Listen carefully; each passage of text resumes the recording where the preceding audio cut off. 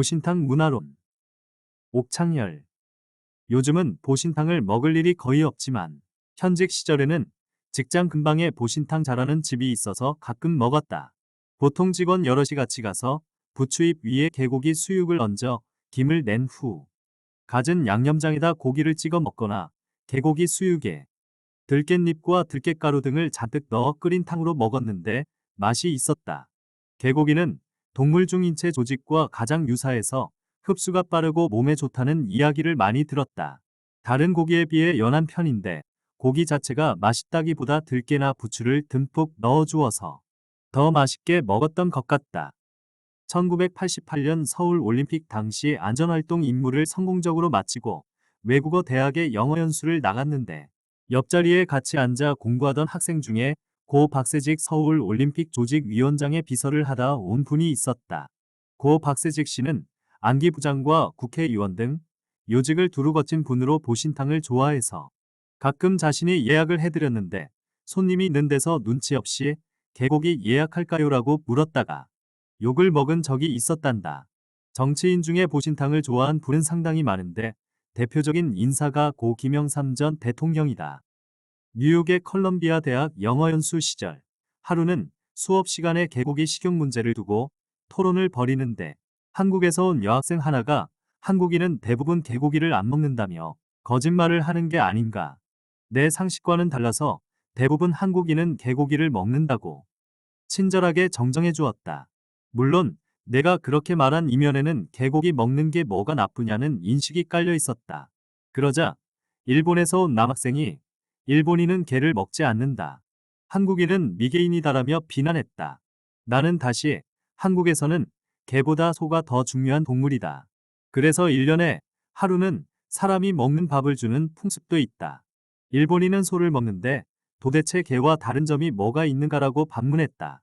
지도교수의 설명으로는 개는 인간과 가까움으로 가족의 일원이라고 생각해서 먹지 않는데 먹고 안 먹고는 문화의 차이일 뿐이라고 했다. 그럼 개고기는 우리나라만의 전통 음식인가? 우리나라뿐 아니라 서구권 나라에서도 개고기 식용은 예전부터 이루어져 왔다고 한다. 하지만 반려동물에 대한 인식 변화와 풍부한 먹거리로 많은 지역에서 개고기 식용이 법으로 금지되는 추세에 있는 건 사실이다. 미국과 대부분 유럽 국가는 20세기 초까지 개고기를 식용했고 법으로 금지한 국가는 독일, 필리핀, 태국, 대만 등이다. 2차 대전까지만 하더라도 프랑스 수도 한복판에 개고기 전문 정육점이 있었고 스위스는 일부 지역에서 여전히 개고기를 먹고 있는데 정부는 해당 지역의 음식 문화이니 정부가 이래라 저래라 할 수 없다는 입장을 보인다.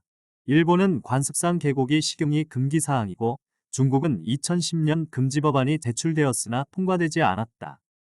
지금도 한국을 비롯하여 중국, 인도, 동남아, 아프리카, 중남미 등지에서는 여전히 개고기를 식용하고 있다. 우리나라 경우는 전체적인 추세에 역행하여 오히려 합법화 움직임이 있다. 인류의 동반자 같은 개는 도살해서는 안 된다는 목소리가 높아가지만 문화적 다양성을 인정해야 한다는 목소리도 만만치 않은 것이다. 주요 종교 중 불교에서는 수행자들에게 육식, 그 가운데서도 특히 개고기를 먹지 못하게 금한다. 그런데 석가모니의 원래 가르침에는 살생을 금하라고 했지 고기를 먹지 말라는 가르침은 없었다. 석가모니 자신도 대장장이 춘다가 공양한 상한 돼지고기 요리를 먹고 복통을 일으켜 열반에 이르렀다. 따라서 초기 불교에서는 그런 계율이 없었는데 후대로 오면서 대승불교 계열에서 고기나 향신료가 들어간 음식을 섭취하면 수행에 방해된다는 이유로 금지했다는 것이다.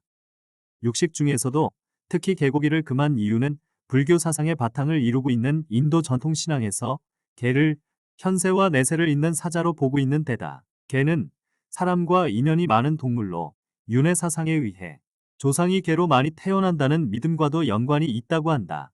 대승불교가 개고기를 비롯한 육식을 금한 것은 생명 존중 사상이 투철하여 그렇다 치고 그럼 채식의 경우는 어떠한가? 우리의 주식인 벼나 밀이나 채소는 생명이 아닌가? 나는 불교재단인 동국대를 나왔는데 여기서는 의무적으로 불교학 개론과 불교 문화사를 교양 과목으로 이수해야 한다. 당시 수업 시간에 문득 이 문제가 궁금해서 지도 교수에게 질문했더니 동물은 의식이 있는 유정물이고 식물은 의식이 없는 무정물이라서라는 답변이 돌아왔다. 일부 수긍이 가는 점이 있었지만 한편으론 의문이 여전했다. 살생을 금하자는 취지라면 식물도 생물이다. 식물도 감지하는 체계가 다를 뿐 보고 듣고 냄새 맡고 인식하고 기억도 한다고 하지 않는가?